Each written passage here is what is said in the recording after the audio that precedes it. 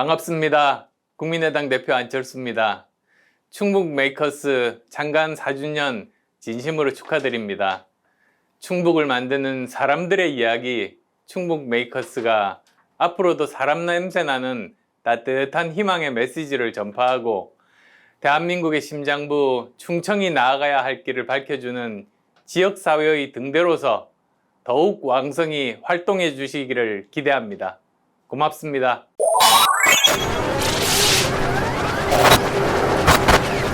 안철수 국민의당 대표 겸 대선 후보가 5일 오후 청주 나인블럭 카페에서 청년들과 DMZ 선을 넘다 북콘서트를 가졌습니다. 선을 넘다는 안 대선 후보가 진중권 전 동양대 교수와 나흘간에 걸쳐 공정, 미래, 안전을 주제로 한 혁신 논쟁을 담은 책입니다. 네, 지금 제일 중요한 가치가 사회자께서 말씀하신 것처럼 우리가 정말 우리 사회에 바라는 게 공정이잖아요. 사회 곳곳에 입시부터 취업부터 군대부터 다 이렇게 공정이 스며들어 있어야만 되는 세상을 우리가 다 만들기를 원하지 않습니까? 그 다음에 또 미래, 특히 청년 문제 해결이 미래 문제를 해결하는 거잖아요. 그래서 정말 미래가 중요하고, 그리고 또 안전이라고 하는 것이 우리 코로나19로부터 우리를 보호하는 일, 그 다음에 외국의 어떤 위협, 북한의 위협으로부터 우리를 보호하는 일, 이런 것들이 다 안보거든요. 근데 그런 안보뿐만 아니라 사회적인 안전망, 그러니까 사회적인 약자분들도 따뜻하게 품어서 함께 살아갈 수 있는 사회, 그게 안전한 사회 아닌가. 그래서 안전이라는 게 그런 세 가지 의미를 다 담고 있어요. 그러니까 국민의 생명과 안전을 보호하는 일, 그게 코로나든 북한이든 그게 안전에 들어가 있고요. 그 다음에 또 그것뿐만 아니라 연세가 들어서 또는 어디를 다쳐서 힘든 상황에서도 보호받을 수 있는, 국가로부터 보호받을 수 있는, 그게 정말 안전한 나라라고 생각합니다. 지금 대한민국이 선을 넘어야 되는 때라고 판단했어요. 왜 그러냐면 우리가 산업화, 민주화 성공적으로 거쳤는데 그 다음 선진국으로 한 단계 더 도약하는 그 선에서 멈춰가지고 꼼짝도 못하고 있거든요. 그러면 사실은 추락하는 길밖에 없습니다. 그래서 이 선을 뛰어넘어야겠다. 그리고 세대 간의 선이라든지 또 좌우의 선이라든지 우리나라와 다른 세계의 선이라든지 이런 선을 뛰어넘어야 우리에게 미래가 있는 것이 아닌가, 그런 생각으로 여기 진중권 전 교수와 14시간 정도 대담을 했어요. 이 자리에서 안 대선 후보는 조언을 구하는 청년들에게 미래 꿈을 이루기 위해 작은 성취감부터 맛보는 것이 지치지 않고 장기적으로 미래의 꿈을 이루는 비결이 될 수 있다고 조언했습니다. 10년 전입니다만 그때 제가 대학 교수 하면서 청춘 콘서트라고 했었어요. 그때 20대 청년들 대상이니까 아마 지금은 30대가 다들 되셨을 텐데 그때는 청년들의 고민을 제가 머리로만 이해하는 게 아니고 마음으로 공감하면서 어떻게 하면 위로가 될 수 있고 어떻게 하면 조금이라도 도움이 될 수 있을지 조언을 했었는데 대학 교수가 할 수 있는 일은 그게 다더라고요. 그래서 오랜 고민 끝에 직접 정치에서 문제를 해결하기 위해서 뛰어들었거든요. 그러니까 제가 정치 시작한 동기도 청년 문제 해결을 위해서고, 그리고 지금도 그 초심이 변하지 않았습니다. 근데 청년 문제라는 게 사실은 대한민국의 지속 가능성 문제라고 생각해요.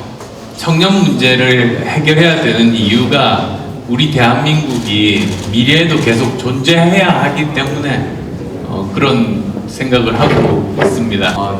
사는 게 참 힘들잖아요. 사는 게 쉬운 사람은 없거든요. 남들이 보기에는 쉬워 보여도 그 사람은 그 사람 나름대로 다들 굉장히 힘든 부분들이 다들 있게 마련이에요. 그래서 저는 어떤 자기가 각자가 이루고 싶은 어떤 목표가 있는데 그 목표만 바라보면서 계속 가다 보면 너무 빨리 지치는 것 같아요.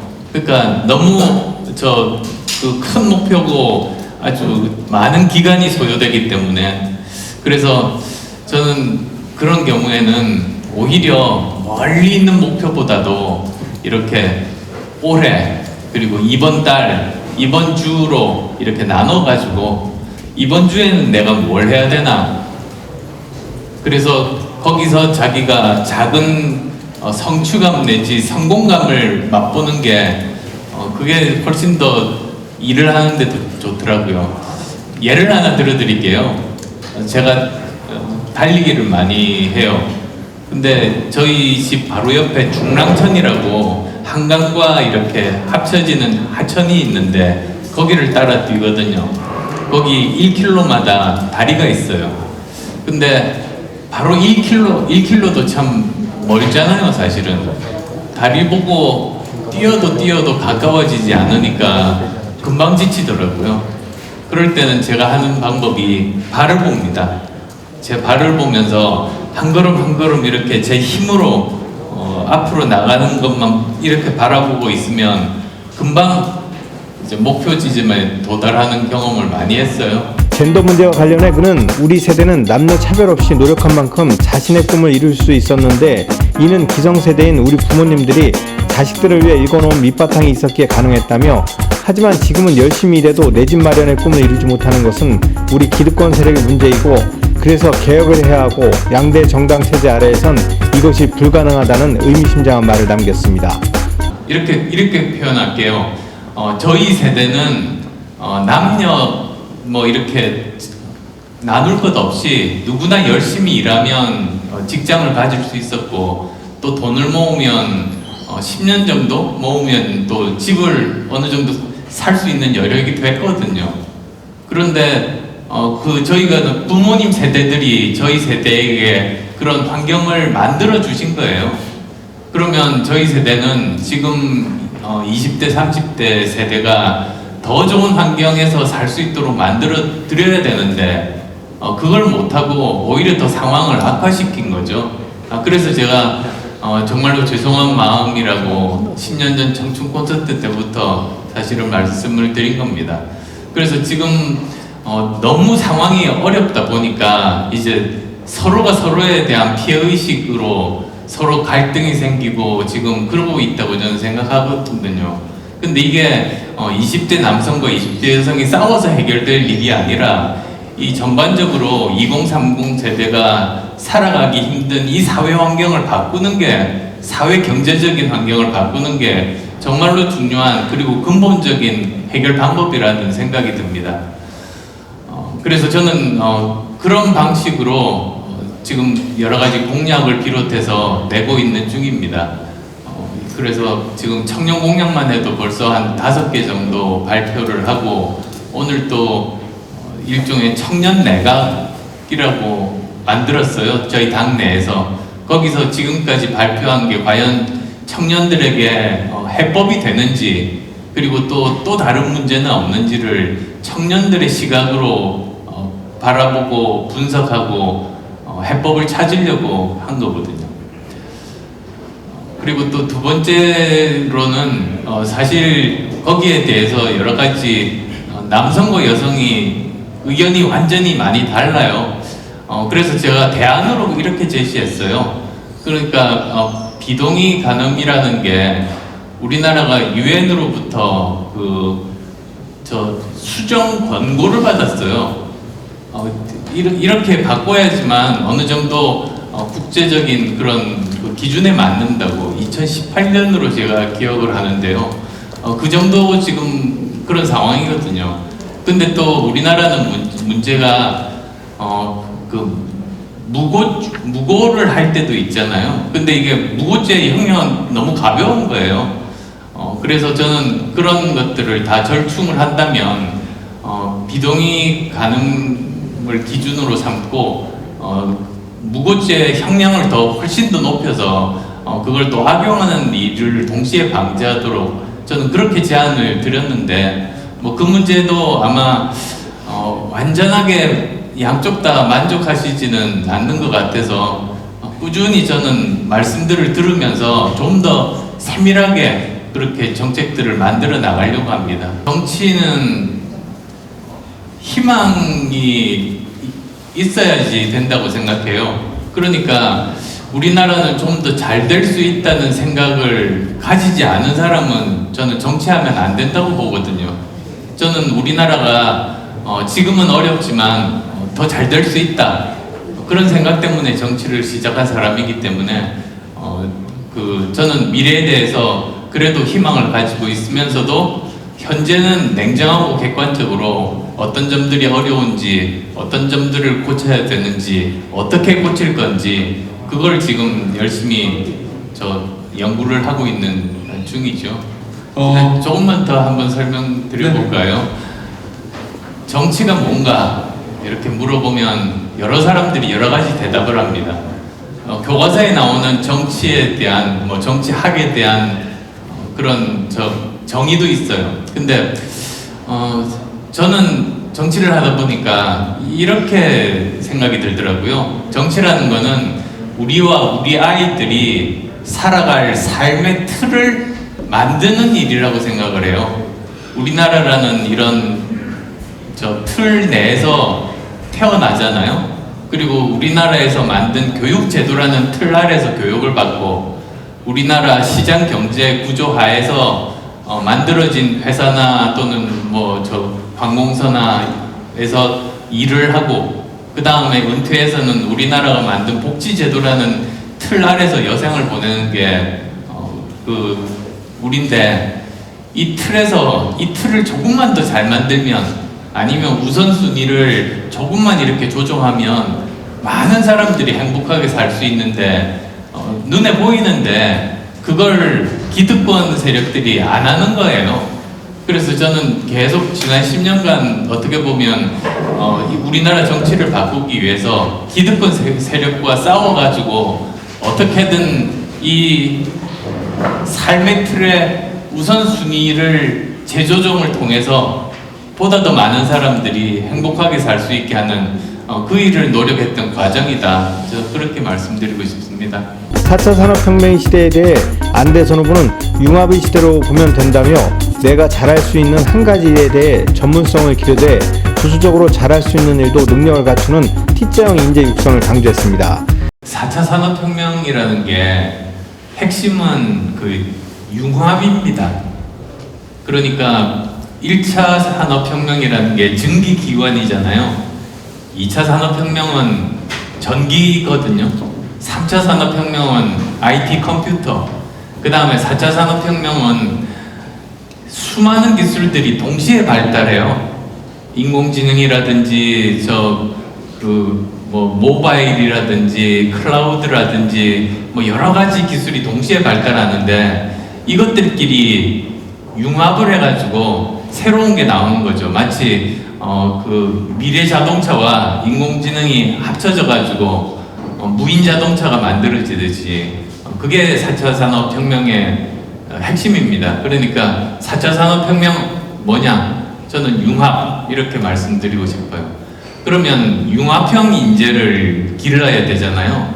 융합형 인재는 저는 한마디로 T자형 인재라고 생각해요. 무슨 뜻이냐면 지금까지는 일자형 인재만 길렀거든요. 그러니까 대학에 들어가서 한 가지 분야에서 공부를 하고 그 분야에서 평생 일하는 거죠. 그래서 한 분야를 깊이 파지만 다른 분야는 잘 몰라요. 근데 산업화 시대는 그런 인재가 제일 영향을 많이 발휘했죠. 한 우물만 파라고 그런 말도 있잖아요. 그 말이 다 산업화 시대 때 생긴 거예요. 근데 이제는 다른 분야와 이제 융합을 통해서 새로운 거를 만드는 시대가 됐거든요. 근데 그럴 때는 뭐가 필요한가? 물론 좋기로는 두 분야를 깊이 파는 사람이 있으면 그러면 최상이죠. 근데 그게 그러기가 힘들거든요. 사실 시간도 부족하고 그 다음에 또 자기 적성에 맞는 분야라는 게 여러 분야가 있기도 힘들고 그래서 꼭 이렇게 두 분야에 대한 그 11자형 인재보다는 오히려 T자형 인재, 즉 자기 나름대로의 전문 분야는 하나 가지고 있으면서 동시에 다른 분야에 대한 전반적인 지식을 가지고 있는 사람, 넓게, 그게 T자형 인재입니다. 이어그는 어떤 분이 조언을 하기를 경영을 하지 않는 게 좋다고 했지만 V3 안철수 백신이 성공한 사례를 보면 내가 못할 것 같은 일도 한 번쯤 도전해보는 것도 나쁘지 않다고 생각한다며 청년들의 도전 정신을 자극했습니다. 이 회사 사장일 것 같아요. 경영에 대해서는 장사는 아무나 하는 게 아닌데 제가 장사 못할 타입이라고 모두들, 제 친구들이나 저희 부모님들, 친척들 다 저한테 이야기하고 저도 그렇게 생각했어요, 스스로.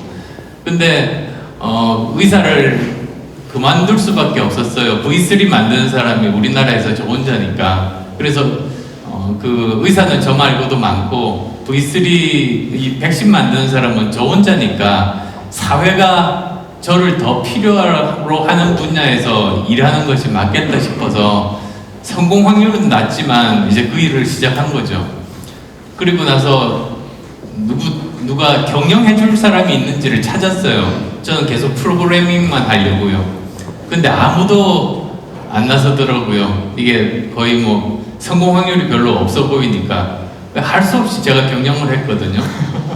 근데 10년 지나서 보니까 결국은 안랩이라는 회사가 커져서 상장하고 지금 판교에서 1200명 이상의 직원을 일하는 그런 일터가 됐거든요. 회사가 됐거든요. 중견기업이죠. 그러니까 그래서 나도 남들만큼은 경영 능력이 있는 사람이었구나를 스스로 깨닫게 됐어요.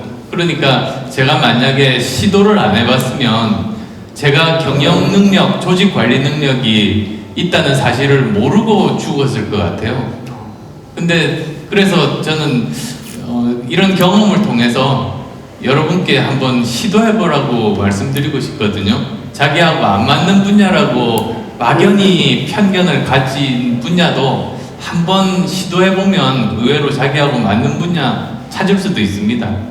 자기가 자기에게 줄 수 있는 가장 큰 선물, 그건 자기에게 기회를 주는 거라고요.